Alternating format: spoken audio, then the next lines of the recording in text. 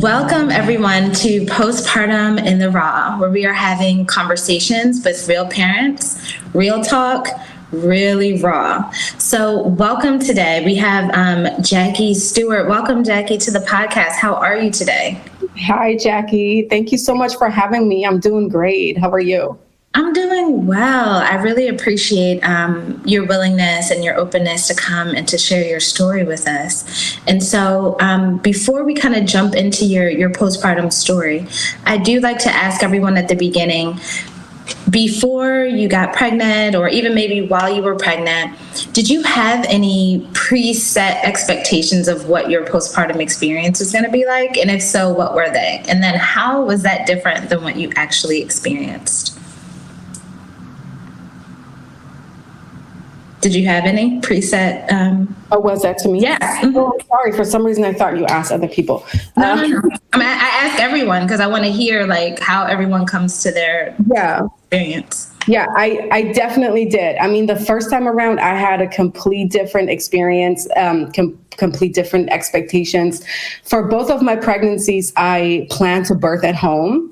And for my second one, I actually did, but not for my first one. I ended up in the hospital, not out of an emergency, more out of like, okay, we're overdue. I was 8 days overdue and the placenta was starting to look a little not so good anymore. And so for one, the whole birthing experience totally threw me off. And it was still a beautiful birth. I do want to add that. Like, I was in the hospital, but I really felt taken care of. It was wonderful to have her on me and to have that golden hour honored and all the support when it came to breastfeeding. But when it came to postpartum, I made the mistake of having my best friend from Germany over a few days before the baby was born. And I was just like, oh yeah, it's going to be nothing. It's just going to be an extra baby. Like, yeah. And it was actually her first time in the US. So she knew I was having a baby, but she still kind of like hoped we could do things. And I felt really guilty for not being able to do things. I mean, you know, I could barely walk. I had a really hard time walking after the first birth. So I felt super guilty about having a guest at home that I couldn't entertain and having a baby that I had to care for. And then something that I just did not account for was the change from no babies to baby 24/7 and how demanding breastfeeding is. Even though I plan on breastfeeding and I took classes, and I had a midwife that I planned on having a home birth with, I did not expect her to feed constantly on demand. You know, I was really on this, it's going to be every 3 hours or so. You know, she will sleep on her own. You will pick her up and then you feed her and put her back down. None of that ever happened. She was on my breast 24/7. She would only sleep on me. I had to carry her, hold her, all of that. So that was really, really stressful. And I did not expect it at all. Yeah. And yeah. So that's wild. When you said I flew my friend in from Germany, I'm thinking, oh, you were making sure you had the support you needed. No, you had someone who was fully expecting to be entertained. Yeah. Well, right after you just had a baby, they came to then also pull a little bit on your attention, even if it wasn't intentional. So once you both realized that that wasn't going to happen, did she step in? Was she helpful at all? Or like, what happened with that? Like, how did that wind up going? She was helpful. She, you know, while I was in the hospital, she cleaned her whole house. They cooked for us. You know, she was here with her fiance at that time. They cooked for us. They restocked the fridge. And, you know, they were totally, no, do what you have to do. But at the same time, they didn't have a car. And it's not like we're in the city or something. And, you know, they didn't feel comfortable driving my car because they've never driven in another country. So they were just stuck at the house. And, you know, my husband and I were completely sleep deprived. I could not have conversations. You know, she wanted to stay up late at night and talk to me. And I'm like, I just want to sleep. This is too much. She stepped in a little bit, but, you know, she didn't have any children. I was the first in our friend circle. So it was new to her too. Like I guess she just didn't know how to take care of a new mother, not really knowing that mothers need even more support than the baby. Yes. I think what was also really hard was that we haven't seen each other in such a long time. And I wasn't at a place within myself yet where I felt comfortable taking up the space to say, no, those are my boundaries. I need this time to myself right now. I am not able to give you more of me. So I exhausted myself to give her that because I just didn't have these boundaries. And then, I was just miserable. Yeah. Wow. What a wild ride. Yeah. So, moving forward, you have a second child. Mm-hmm. And then you had this experience, even though it was a little, different, you kind of knew, hey, things are definitely not going to go the way I expected them to go. How then did you prepare and experience your second postpartum experience?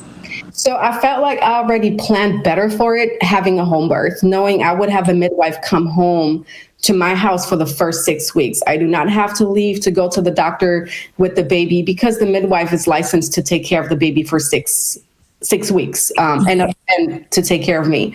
So that already felt better, to birth at home, to stay at home, to have somebody come to your home and just rest. And then also I had a friend who offered to come and cook for me. So I did accept it. She was very pregnant too. So, I didn't feel comfortable asking her for too much, but she brought food, she cooked, she offered a million times if I needed anything. And I was really honest if I did. I had all of my postpartum supplies at home. I felt better with having things at home that I might need for like bleeding and just a few items that I wouldn't know would make me feel good when I would get really emotional. Just knowing that I will be emotional, at least for the first 2 weeks, like knowing that from my first experience helped me not be so thrown off by it. Mm-hmm. But what I did not expect was having a toddler while caring for a baby. That completely threw me off. Yeah. And that's a whole thing, right?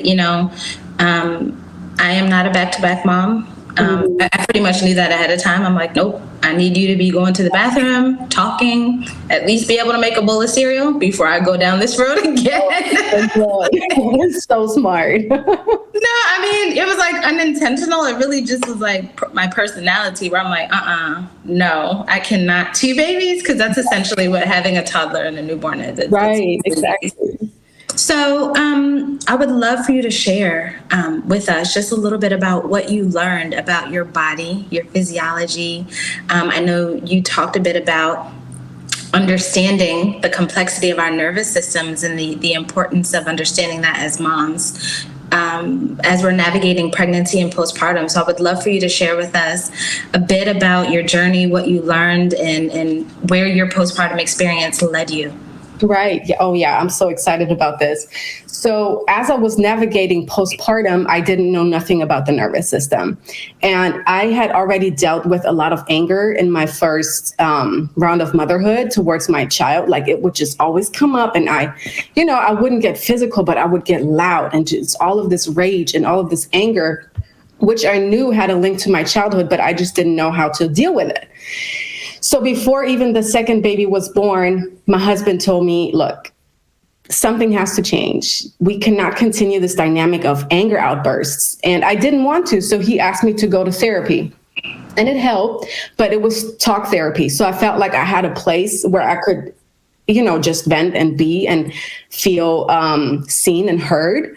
But yet there were tools or no real tools that I felt like were helping. She would more so give me understanding as to why I was behaving the way I was. And that awareness was amazing because it allowed me to go back into my childhood and kind of like pick myself up where I didn't. But I didn't have tools. So the anger outbursts got less. And then I had the second baby and they came back because this time it wasn't about her doing something that was annoying me but it was about like, oh my God, the baby, and knowing that she wasn't intentionally trying to hurt the baby, but she was trying to connect with the baby, but she's never held a baby. So she needed to learn how to be with the baby. Right. So that really drove me into, I have to figure it out. I have to find something. And at first I found really amazing parenting, Instagram pages that had really great advice on how to talk and like build this like relationship between a toddler and a baby. That really helped. But yet I was lacking the tools to really control myself. And that was also the issue, this term of like, I have to control myself. You know, it's like this force of like, don't let it out, don't let it happen. So then fast forward to last year, ending up in a personal crisis with my husband. Actually, we both were in a crisis. And I felt like my mental health was just all over the place. It was awful. I had experienced anxiety to a degree that I had never known. It's like, I am not myself.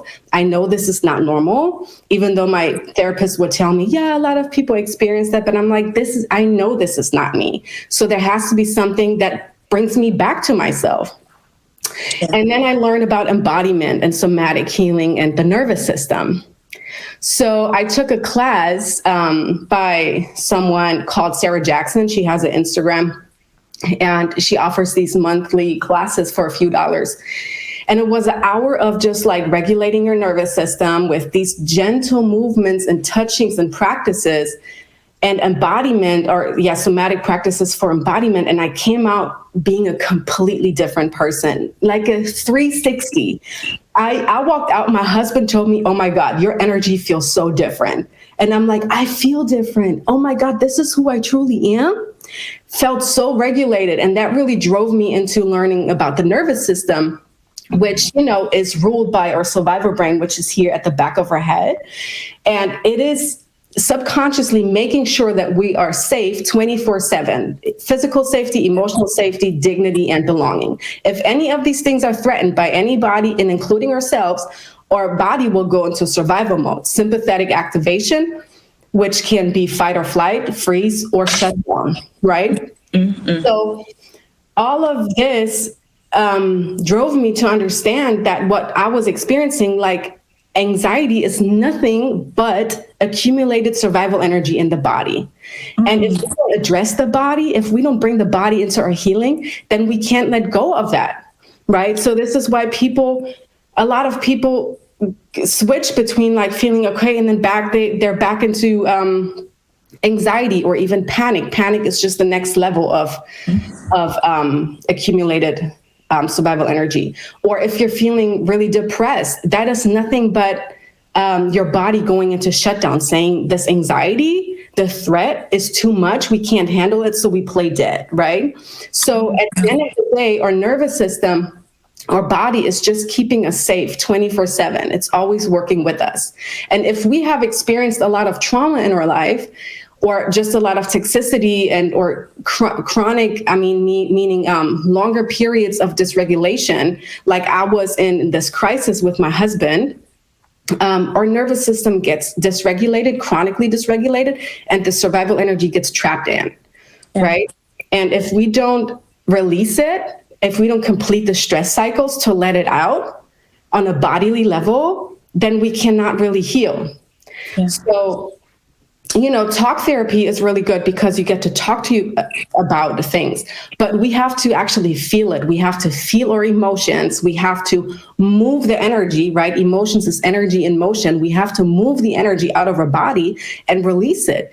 And by doing that, our body naturally, our nervous system naturally moves back into a state of regulation. Mm-hmm. So, you know, there's certain things that you can do to complete the stress cycles, like I said, but also if you have just been anxious your whole life or a chronic overthinker or something, then you need to teach your body how to feel safe, right? And we do this with these sensory techniques because our body speaks the language of touch and sensation. Mm-hmm. Right? We bring them in to help our body or to help our brain understand, oh, we are actually safe. Like we can relax, we can release this energy. So I know that was kind of like a lot knowledge that I just dropped, but to bring it back to postpartum, when I learned everything that I learned, I realized what women experience postpartum when it comes to rage, when it comes to postpartum depression and anxiety, that is the nervous system in freaking survival mode. That is the nervous system saying, whoa, this is new. Mind you, whenever something new happens, and something is unfamiliar, the nervous system automatically labels it as unsafe. Yeah. Like that's just what it does, because wait, we don't know that, this is weird. What is going on? So,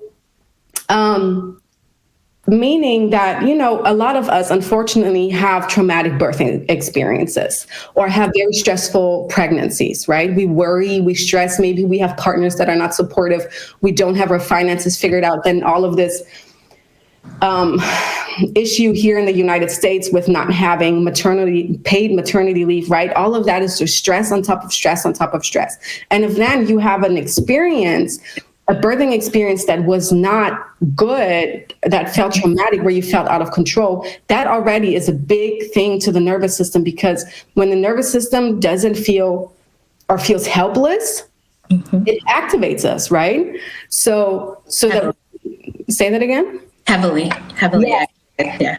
Right. So, and it just made me realize that if women knew about their nervous system throughout pregnancy, birth, and postpartum, I bet you their experiences would be different. Because then if a woman experiences anxiety and she has all of these intrusive thoughts or whatever, she could realize, oh, my nervous system is in fight or flight. Let me do one of these practices to help my body feel safer in the moment. Or if she feels overwhelmed by what's going on, she could realize that, oh, my body is in shutdown. So let me help move my body back into regulation. Because our body uses the sensations that we feel and the thoughts that we think. Those are two patterns the body uses to speak to us, to actually get our attention and say, something is not good. Like, I'm not feeling good. We need to help ourselves. Yeah. And I love that you're bringing that conversation forward, because I really believe that everything is connected. And so when we're taking approaches to healing, when we're even taking approaches to birth, having a mind, body, and spirit connection in terms of what you're focusing on, understanding what you're coming to the table with. It's not, because, we talk a lot about the physiology of birth. Right. Our bodies are made to do this, blah, blah, blah, blah, blah. And it's true, right? It's 100% true. However, every body is coming to that birth with a different set of life experiences, traumas, potentially abuse, all these things. And if they are in these patterns, like you say, of anxiety and depression and stress, and they haven't learned how to properly discharge it, I'm telling you, as a doula, 100% of the time, I have seen people's traumas show up in their birth experience. Oh my God. Different, right? It shows up different. It doesn't always change the outcome. That it doesn't mean like it's always been horrible, but it has always shown up where someone's like, oh, wow, I had this sensation and it took me all the way back to my childhood. Yes. It took me all the way back to this argument I had with my mom at 5. It took me all the way back to the time my dad left at 10. It took me all the way back. And you're just like, well, what does that have to do with birth? Right. But it's you're bringing, like, it's the most vulnerable event that you're ever going to experience. Yeah. And you're bringing your whole self to it. And so your subconscious, your conscious, your body, your spirit, like everything. And so I really love that you're focusing on, and first of all, like when you said somatic healing, I am a huge fan. Awesome. I've done somatic therapy. It has been so tremendously helpful for me in my journey to really embody a lot of things and then release them. And so I love that you're bringing this forward, because not a lot of people are understanding that. So when you learned about the somatic healing, was this between your birth experiences, or was this after your second postpartum? It was after my second. Did you immediately implement those tools? Yeah. Immediately. And it has changed everything. If I tell you that nervous system regulation, somatic practices have improved all areas in my life, from motherhood to my marriage, to my body image, to eating, finances, how I view myself, how I move in this world and in my life, literally everything, because it changes us vertically. Linear healing are the practices that we do on a daily basis that help us feel good in the moment, like working out, like eating good, like meditation. All of these things are important.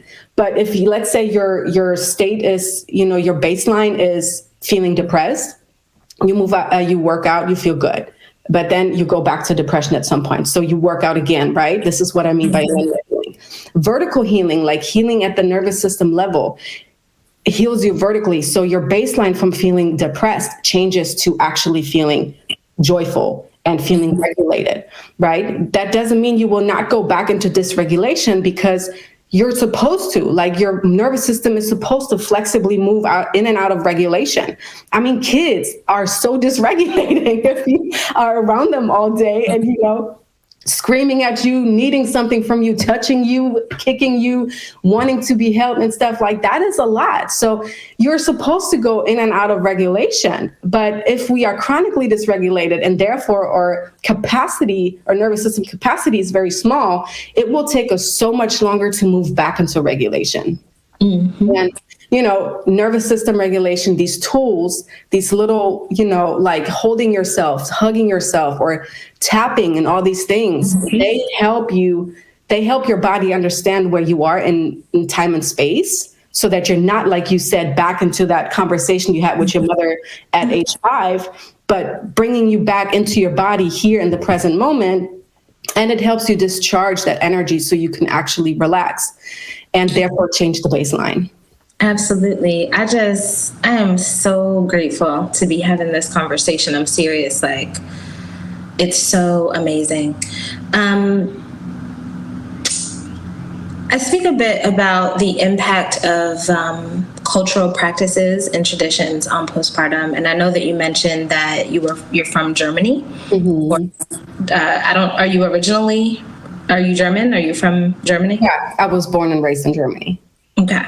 So when you went through this experience, do you remember ever growing up and hearing about certain practices or things that you should do during your postpartum experience to make sure, whatever? And if so, did you actually implement them into your postpartum experience, or did you kind of feel like you started from scratch? I definitely started from scratch. Yeah. Okay. What I know from Germany is they do value the postpartum period, like the first 6 weeks, like, rest and all that stuff, but nothing that actually helps, nothing that's really progressive or actually nurturing and healing. Like, everything that I knew from my own family and the people I was surrounded was, don't even try breastfeeding, just give the bottle. If it's not working out, it's, not to say bottle feeding is bad, but I deeply really wanted to experience breastfeeding. And, most people in Germany think I'm crazy for having a home birth, because in Germany, everything is about safety. You have to make sure your external safety. But I kept saying, I said, I feel safe within myself. Like, I know I can do this. So I'm going to have this baby at home. So no, I learned a lot from, Instagram, like just mothers that I followed. I learned a lot about it from hypnobirthing. That's the technique that I used during my own birth, which is nervous system regulation too. They just don't say it. Yeah. But so I definitely started from scratch. No. Yeah, it's something that I always consider, because I think a lot of us, we have these various cultural traditions, perhaps. And I think, like, even when you're saying the bottle feeding and safety, that's probably something that's like relatively new within the last 150 years. Mm-hmm. And I feel like at least for the last 2 generations, people have kind of set down some of those traditions that actually literally allowed all of us to even exist in this moment. Practices, home birth, like hospital birth is not that it's 150 years old. Mostly everyone was born at home. Now, did people not make it sometimes? Absolutely. And some people still don't make it in hospitals. And so, it just, having that community, having that support from your local community midwife, in home with your baby, having your desire supported, and then always having the option of formula or bottle feeding or whatever your decision is, if breastfeeding is not working. But I just think we've gotten so far away from just some instincts and practices that really allowed us to survive. And so, hindsight being 2020, is there anything, and this is, take it or leave it, there's no wrong answer. Is there anything that you would have changed about either one of your postpartum experiences? Yeah, I mean, with my first, I definitely would have not had a guest stay with me, especially from another country. And I felt like I did change that with my second experience. I did honor that time a little bit more. But also, I know myself. I know that I need to go out. Like, I need to be out and about. I need to be among people. This is how I feel good and enjoy life. So this whole resting 6 weeks was never going to work for me. Like, it was about 5 or 6 days. I felt like I could move better. I wasn't taking long walks or anything, but definitely move. And I just wanted to be around people. So, that's something I would do better even next time around. Like, I would really maybe schedule visitors and say, hey, I would like you to come visit me. I mean, you can see the baby, but come and see me because it's going to make me feel good. And other than that, just include nervous system regulation. I would have done it from the beginning when I would find out. I mean, I'm already doing it, right? But if I was pregnant now, I would really focus on that. Because the nervous system also, the baby's nervous system builds in the womb. So whatever your state of nervous system automatically is the state of the nervous system of the baby. I would use it throughout my whole birthing experience, even more than I did it with my home birth. And then just really use it postpartum. Because even after I had my second child, I was still not good at feeling my feelings. Like, anxiety would come up, push it back down. Anger comes up, push it back down.